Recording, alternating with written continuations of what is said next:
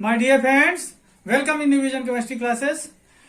आज की क्लास में हम लोग पढ़ेंगे सेल कांस्टेंट। सेल स्थिरांक क्या है, सेल कांस्टेंट क्या है। यहां पर क्वेश्चन बन सकता है, what is cell constant, write mathematical expression of cell constant, write unit of cell constant, या फिर write relationship between cell constant and specific conductance. Write relationship between cell constant and specific conductance. इस तरीके से इस topic पर question बनेंगे student. तो जिन लोगों ने मेरे चैनल को सब्सक्राइब नहीं किया तो सब्सक्राइब कर लें। सब्सक्राइब करने में कोई खर्च नहीं लगता, सब्सक्राइब कर लें। और आज के टॉपिक में पढ़ेंगे सेल कांस्टेंट, सेल स्थिरांक के बारे में। तो देखते हैं सेल कांस्टेंट क्या होता है इसके डिटेल में। ठीक है, देखिए जो सेल कांस्टेंट होता है वो किसी भी सेल में, जैसे कोई एक सेल हो, सेल में इलेक्ट्रोड हो, दो इलेक्ट्रोड और इन इलेक्ट्रोडों के बीच का डिस्टेंस L और इलेक्ट्रोड का cross sectional area A। Cross sectional area क्या, A। इन दोनों का जो रेशियो होता है L/A, इन दोनों का रेशियो होता है जो L/A, यही कहलाता है सेल कांस्टेंट। मतलब दोनों इलेक्ट्रोड के बीच का डिस्टेंस और क्रॉस सेक्शनल एरिया इलेक्ट्रोड का, इन दोनों का रेशियो क्या कहलाता है, सेल कांस्टेंट। या फिर अगर किसी मेटल की बात करें, मेटेलिक वायर की बात करें, तो मान लेते हैं कोई एक वायर है, तार है, कोई एक ये तार है। तो इस तार में जब करंट पास होता है तो इस तार की लेंथ जितनी है, इस तार की लेंथ जितनी है, मान लेते हैं यहां से यहां तक की लेंथ कितनी है, L, और इसी तार का क्रॉस सेक्शनल एरिया क्या है, A। तो लेंथ और A का जो रेशियो होगा क्या कहलाएगा, सेल कांस्टेंट कहलाएगा। ठीक है, किसी भी तरीके से इसे डिफाइन कर सकते हैं, या तो सेल का पर्पज लेकर या फिर किसी कंडक्टर वायर का पर्पज लेकर, दोनों तरीके से इसे डिफाइन किया जा सकता है। और इसे एक्स से प्रेजेंट करते हैं, किससे प्रेजेंट करेंगे, एक्स से प्रेजेंट करते हैं सेल कांस्टेंट को। ठीक है, तो देखते हैं इसकी डिटेल। ठीक है, इसका डिटेल देखते हैं कि क्या हो सकता है। इसका डिटेल देखिए, तो देखिए सेल कांस्टेंट क्या होता है। Cell constant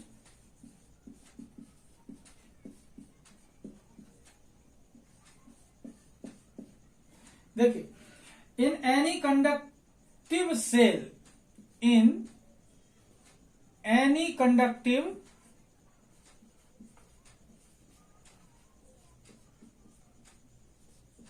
in any conductive cell, the distance between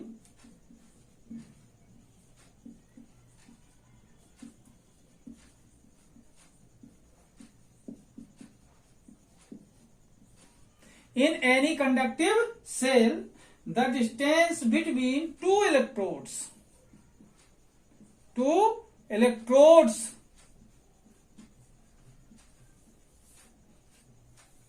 ध्यान दें, any conductive cell, the distance between two electrodes, the distance between two electrodes and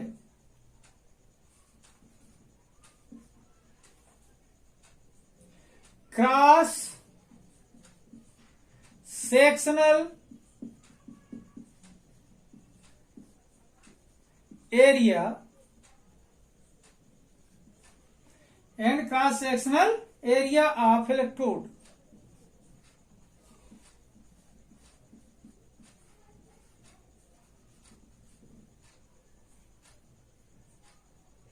ध्यान दें, in any conductive cell, in any conductive cell,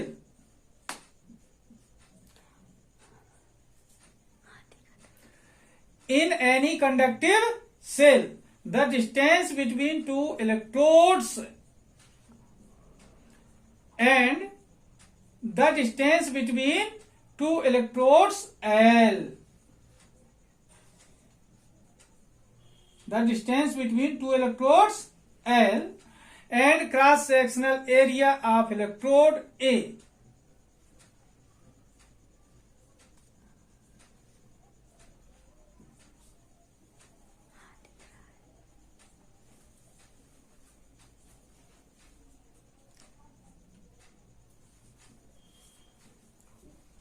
are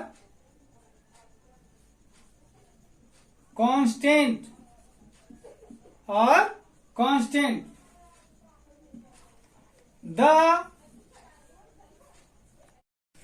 In any conductive cell, the distance between two electrodes L and cross-sectional area of electrode A are constant.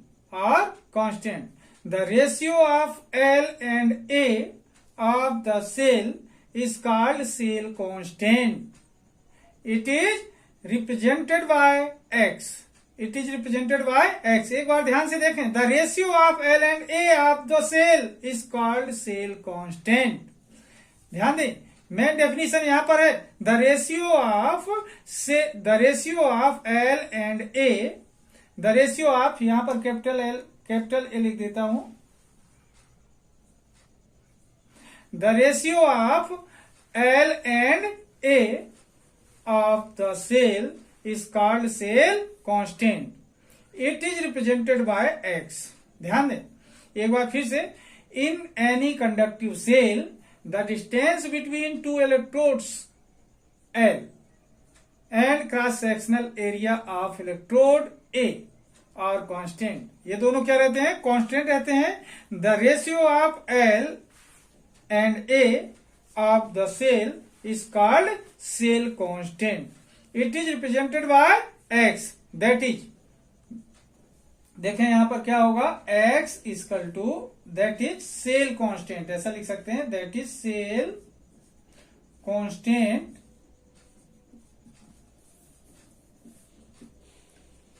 X equal to L upon A होगा. क्या formula होगा? That is cell constant X equal to L upon A होगा. Okay, तो ये जो formula होगा, ये cell constant का क्या मैथमेटिकल फार्मूला होगा. ओके, ये क्या होगा? सेल कांस्टेंट का मैथमेटिकल फार्मूला होगा. ओके स्टूडेंट, अब बात करता हूं इसके मात्रक की. एक बार फिर से ध्यान दें आप लोग. In any conductive cell, the distance between two electrodes L and cross sectional area of electrode A are constant. ये क्या होते हैं? कांस्टेंट होते हैं. देयरफॉर, इसलिए the ratio of L and A of the cell is called cell constant. It is represented by X. That is cell constant X is equal to L upon A. कोई दिक्कत इतने में? Okay, अब मैं बात करता हूं सेल कांस्टेंट के मात्रक के बारे में. ओके, इसे अलग कर देता हूं.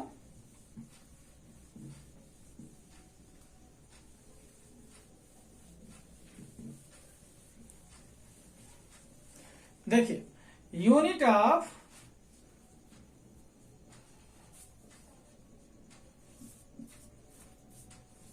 Cell constant.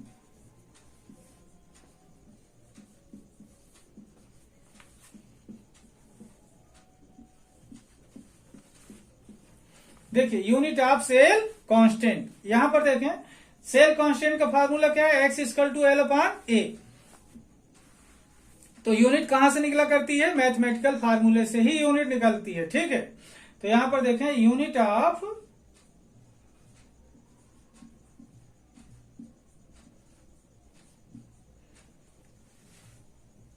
Cell constant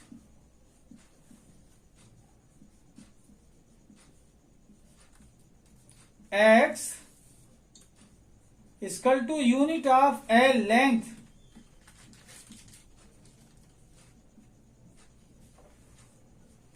unit of L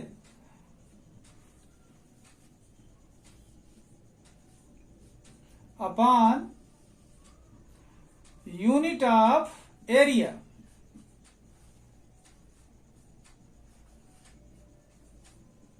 okay, तो अब लेंथ की यूनिट क्या होती है? सेंटीमीटर. और ये एरिया है, लेंथ इंटू लेंथ 2 टाइम होंगी इसमें, तो क्या होगा? Centimetre square. तो क्या हो जाएगा student? Unit of cell constant X equal to centimetre upon क्या होगा? Centimetre square. सेंटीमीटर अपॉन क्या होगा, सेंटीमीटर स्क्वायर होगा। ओके, अब यहां पर देखें सेंटीमीटर से सेंटीमीटर कैंसिल होगा तो क्या बचेगा, 1 अपॉन सेंटीमीटर। तो क्या होगा यहां पर देखें, सेल और करके अपन लिख सकते हैं, और cell constant,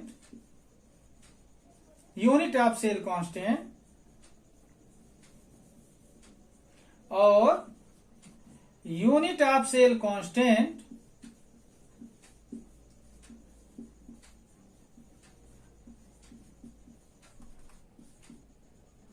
X equal to क्या बचेगा यहां पर, 1 अपॉन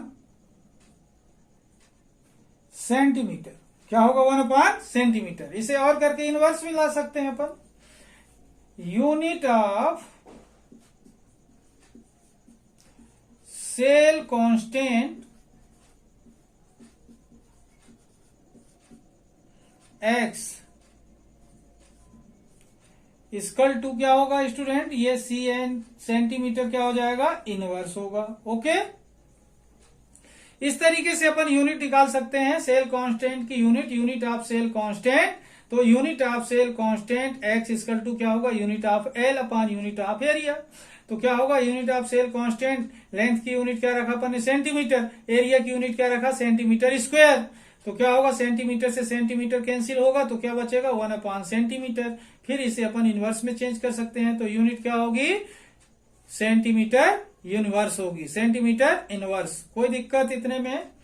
अब आगे बात करता हूं relationship between cell constant and specific conductance. Okay, ये अलग कर दो।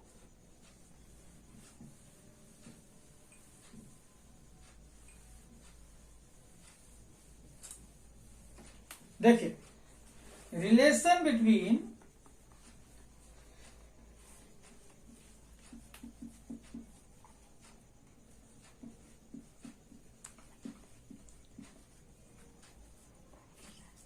स्पेसिफिक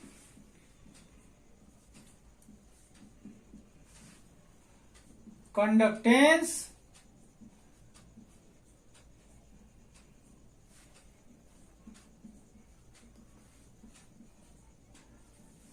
and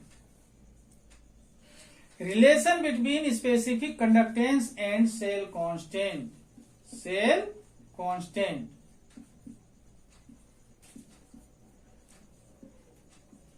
ये अगली हेडिंग हो गई, relationship between specific conductance and cell constant. Okay, अब यहां पर देखें आप लोग,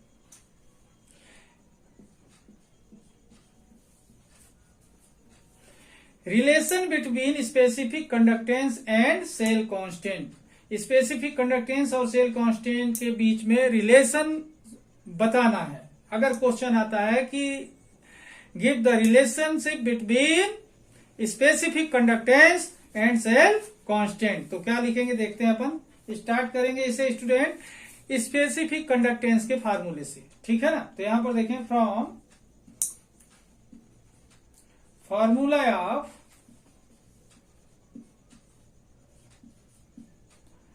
specific conductance,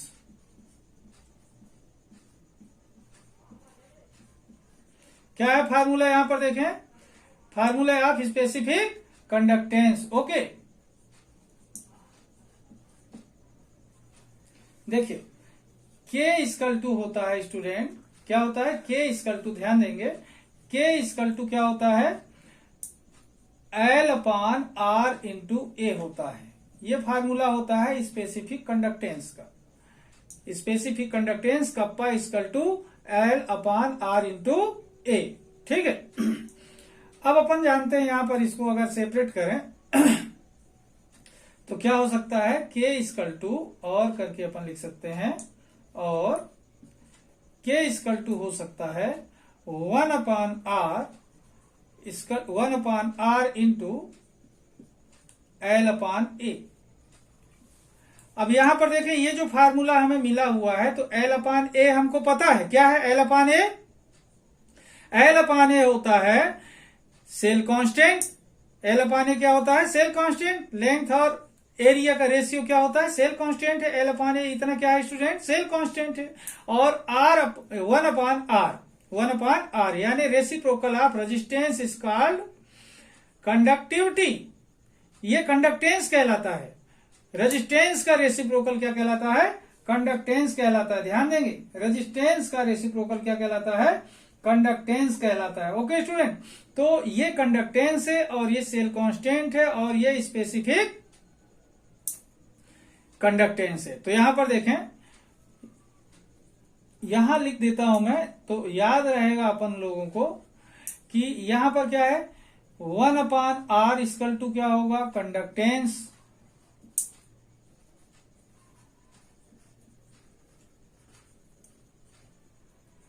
एल अपान ए क्या है, सेल कांस्टेंट, एल अपान ए क्या है, सेल कांस्टेंट, के क्या है student, specific conductance,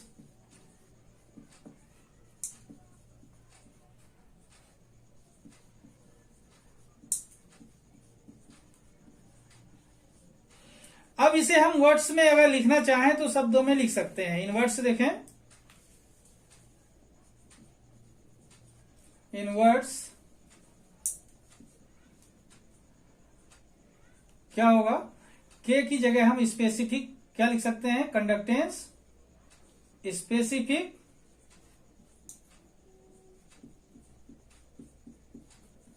conductance,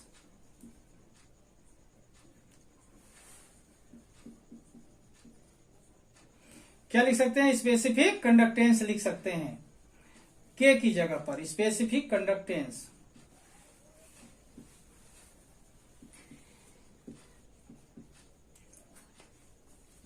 equal to ये क्या है, कंडक्टेंस,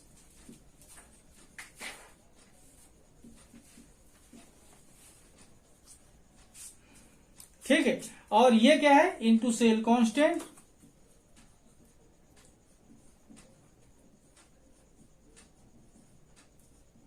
यहां से पता चलता है कि ये कंडक्टेंस है 1/r, तो 1/r की जगह पर हम क्या लिख सकते हैं, कंडक्टेंस, और एल अपान ए की जगह पर सेल कांस्टेंट लिख सकते हैं, के की जगह पर हम क्या लिख सकते हैं, स्पेसिफिक कंडक्टेंस लिख सकते हैं। ओके, तो अब यहां पर देखें आप लोग,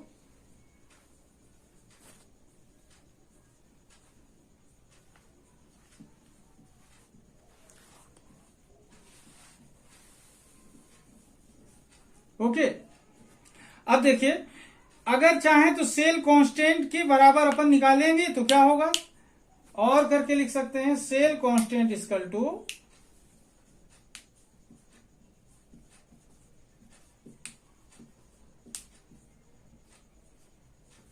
सेल कांस्टेंट इक्वल टू क्या होगा,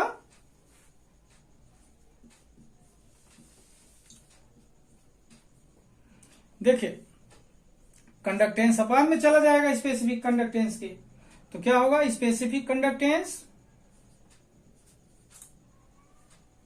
स्पेसिफिक कंडक्टेंस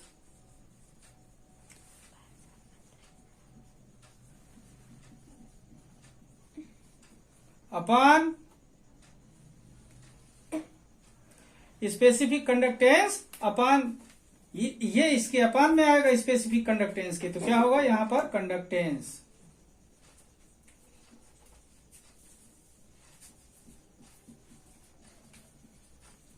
ओके, तो ये जो फार्मूला है स्पेसिफिक कंडक्टेंस और सेल कांस्टेंट के बीच में क्या करता है, स्पेसिफिक कंडक्टेंस के लिए एसपी लिखा हुआ है, स्पेसिफिक कंडक्टेंस और सेल कांस्टेंट में क्या करता है, ये रिलेशन शो करता है। Okay, the above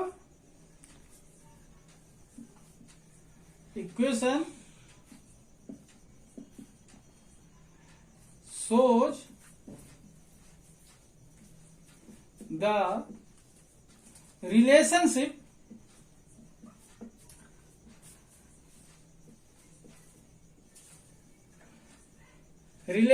between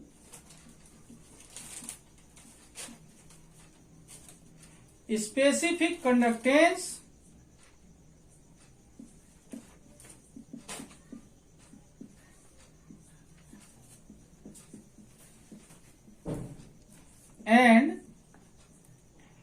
cell constant. Okay, ये जो इक्वेशन आया ये क्या शो कर रहा है? The above equation shows the relationship between specific conductance and cell constant. Okay, Hindi वाले बच्चे बने रहेंगे, इसके लिए मैं हिंदी वर्जन अभी बताऊंगा इसके आगे। तो क्या हुआ यहाँ पर? The above equation shows the relationship between specific conductance and cell constant. Okay, देखिए सेल स्थिरांक, हिंदी वाले बच्चे ध्यान दें, सेल स्थिरांक क्या है? तो देखिए किसी चालकता सेल में, किसी चालकता सेल में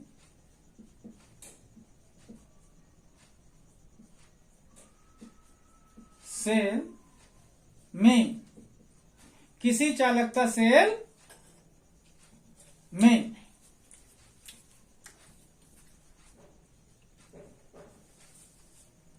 किसी चालकता सेल में दोनों इलेक्ट्रोडों के बीच की दूरी, दोनों इलेक्ट्रोडों के बीच की दूरी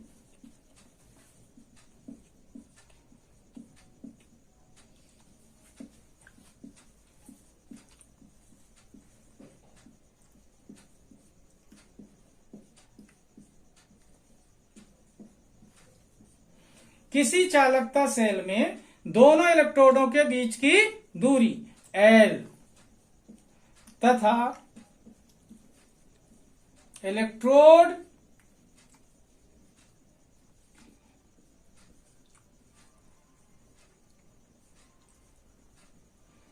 के अनुप्रस्थ काट के क्षेत्रफल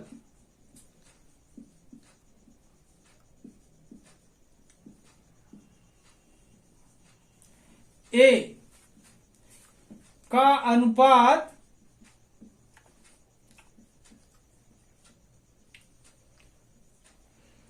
सेल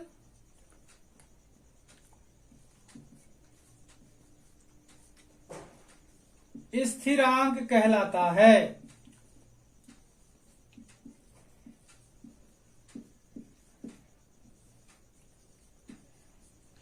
तथा इसे X से प्रदर्शित करते हैं।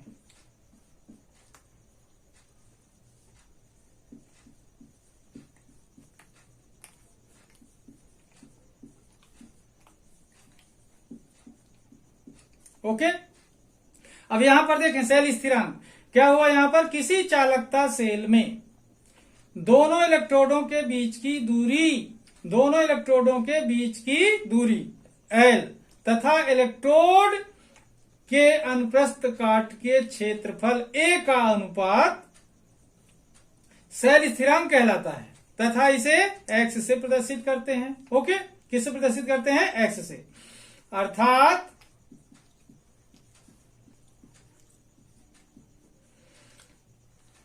सेल स्थिरांक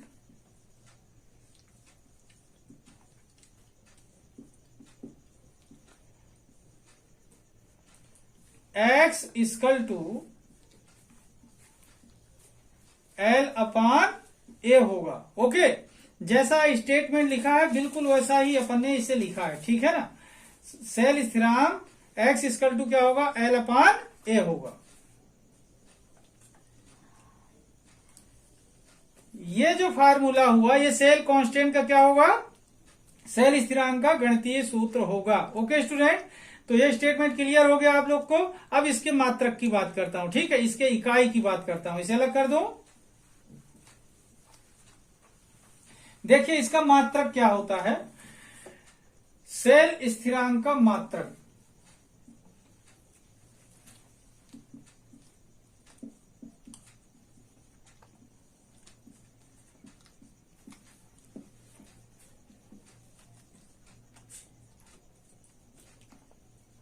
देखिए जो सेल स्थिरांक का गणितीय सूत्र आया है वहीं से निकलेगा। देखिए सेल स्थिरांक का मात्रक, सेल स्थिरांक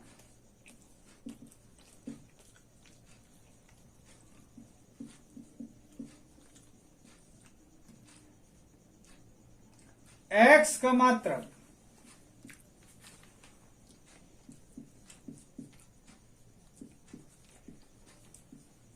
बराबर क्या होगा, एल का मात्रक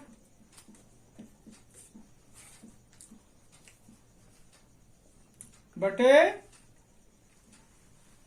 ए का मात्रक।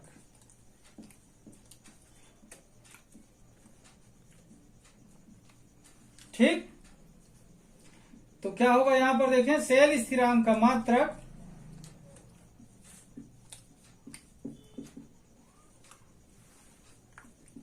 एक्स का मात्रक बराबर एल का मात्रक क्या होगा, सेंटीमीटर अपान सेंटीमीटर स्क्वायर होगा। क्या होगा, सेंटीमीटर स्क्वायर, क्योंकि एरिया है, लंबाई गुणा चौड़ाई होता है एरिया। ठीक है, तो यहां पर देखें सेंटीमीटर से सेंटीमीटर कैंसिल हो जाएगा, तो क्या बचेगा यहां पर, इसको एक बार और लिख देता हूं, कैंसिल करके क्या होगा, 1 सेंटीमीटर। क्या बचेगा, 1 सेंटीमीटर बचेगा। ठीक है, अब देखें और करके इसे लिख सकते हैं, या सेल स्थिरांक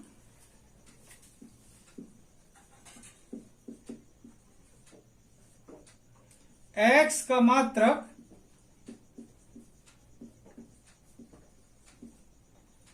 बराबर, ये इनवर्स में चेंज कर लें इसे, तो क्या होगा, सेंटीमीटर इनवर्स होगा। ओके स्टूडेंट, इस तरीके से सेल कांस्टेंट का, सेल स्थिरांक का अपन मात्रक निकाल सकते हैं। सेल स्थिरांक का मात्रक बराबर एल का मात्रक बटे ए का मात्रक। तो एल की यूनिट क्या होगी, सेंटीमीटर, ए की यूनिट क्या होगी, सेंटीमीटर स्क्वायर। तो सेंटीमीटर सेंटीमीटर एक कैंसिल होगा, तो क्या बचेगा, 1 सेंटीमीटर। या करके अपन क्या लिख सकते हैं, सेल स्थिरांक एक्स का मात्रक क्या आएगा, सेंटीमीटर इनवर्स। इतने में कोई दिक्कत, आसान है। ओके, अलग कर देता हूं। अब आगे हेडिंग डालता हूं, मैं आप लोग को बता रहा हूं विशिष्ट चालकता तथा सेल स्थिरांक में संबंध। ठीक है, देखिए विशिष्ट चालकता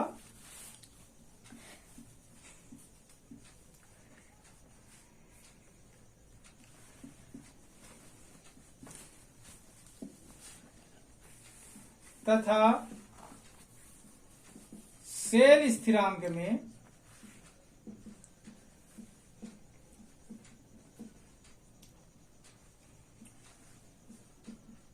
संबंध।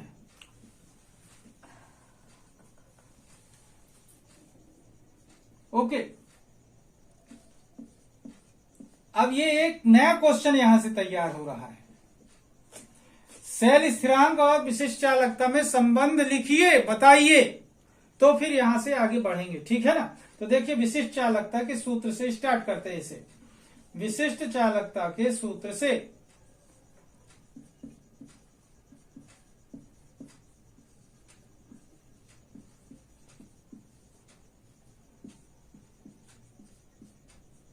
क्या होता है, के इक्वल टू क्या होता है स्टूडेंट, विशिष्ट चालकता क्या होती है, कब का, तो के इक्वल टू क्या होगा, एल अपान आर इंटू ए होता है फार्मूला विशिष्ट चालकता का। ठीक है ना, इसे और सेपरेट करके अगर अपन लिखना चाहें तो क्या लिख सकते हैं, देखिए के इक्वल टू होगा 1 upon R into L upon A, 1 upon R into L upon A होगा। ठीक है ना, अब यहां पर देखें स्टूडेंट कि 1 अपान आर बराबर होता है विद्युत चालकता और एल अपान ए बराबर होता है सेल स्थिरांक।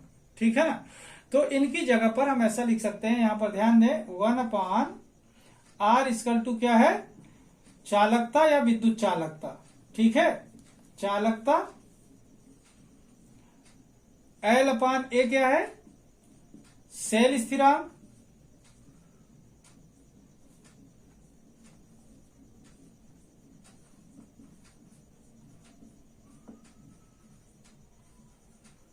ठीक है, और के क्या है, विशिष्ट चालकता। के क्या है, विशिष्ट चालकता।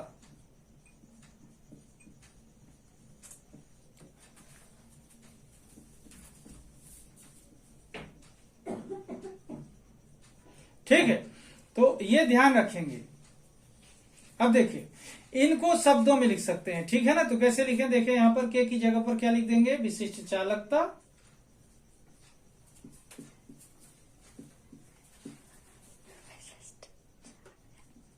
चालकता किसकी जगह पर लिख दिया अपन ने, के की जगह पर, इंटू इसकी जगह पर क्या लिखेंगे, चालकता,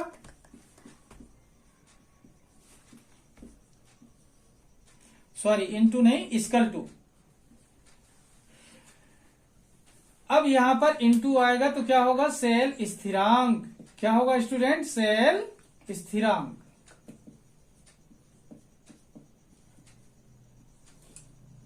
ओके, अब देखें सेल स्थिरांक के लिए अगर निकालना चाहें फार्मूला तो क्या होगा, या करके अपन आगे बढ़ा सकते हैं इसे। तो क्या होगा, सेल स्थिरांक बराबर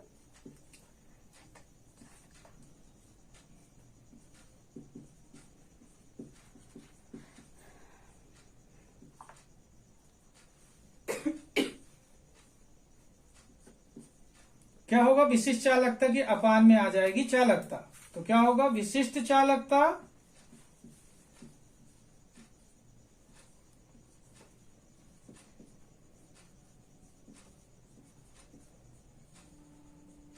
अपान ये चालकता इसके नीचे आई तो क्या होगा, चालकता। ओके, तो देखिए ये जो फार्मूला आया, ये फार्मूला ये सेल स्थिरांक और विशिष्ट चालकता में संबंध प्रदर्शित करता है। तो यहां लिख देंगे, यह समीकरण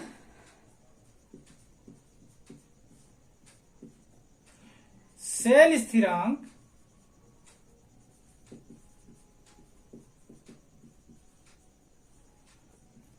तथा विशिष्ट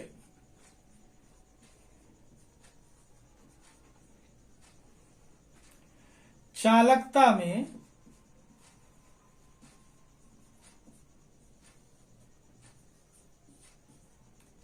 संबंध बताता है।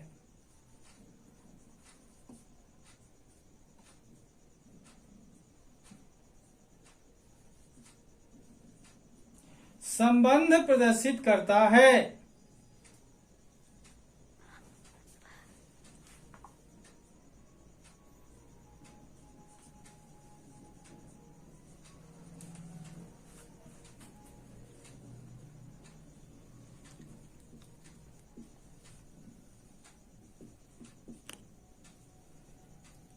ठीक है, यह समीकरण सेल स्थिरांक तथा विशिष्ट चालकता में संबंध प्रदर्शित करता है। ओके स्टूडेंट, इस तरीके से देखें आज की क्लास में, यहां पर देखें हमने यहां पर कहां से स्टार्ट किया, से विशिष्ट चालकता और सेल स्थिरांक में संबंध विशिष्ट चालकता के सूत्र से लिया था इसे।